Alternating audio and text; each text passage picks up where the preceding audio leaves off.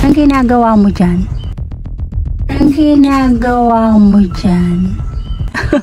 Kakatanim ko pa lang ha.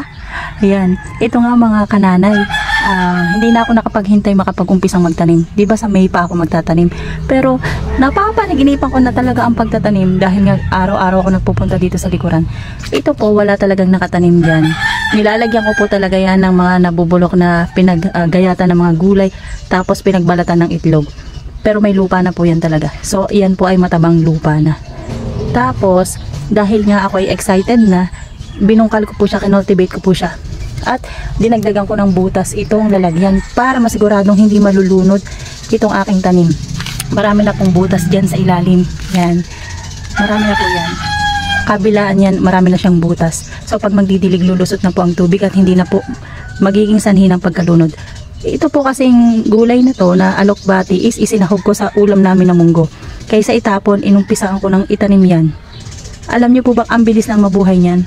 Baka mga ilang araw lang meron na yung magiging usbong dyan. At ilang buwan mapapakinabangan na rin. Ang mahal din po niyan. Asawa kong bumili. Hindi ko lang alam kung magkano, pero ilang tangkay lang po yan, di ba? Nakita nyo. Pag iyan po ay gumapang at humaba na talaga yung mga sanga-sanga niya, ang lago po yan. Pwede po yan ipanggisa sa mga sardinas, ipansahog sa ulam, o kahit nilaga lang, tapos may sausawan ka. Favorite ko po kasi yan at gusto ko rin matuto yung aking mga anak na kumain ng gulay. Yan po.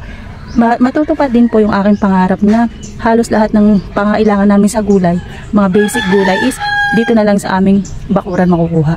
Yan po yung aim ko ngayong 2025. Dapat nga po sa May pa, pero talagang excited na ako. Napapanaginipan ko na siya. Inumpisahan ko na siya. Yan. Aabangan natin ang kanyang paglago. At kapag gumapang yan, gagawa po ako ng gapangan yan para madali rin natin siyang ma-harvest.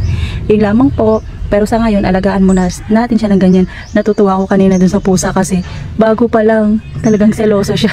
Alam niya na iyan ang pinagkakaabalahan ko ngayon. Kinakalikot agad niya. Wag lang niya yan hihigaan.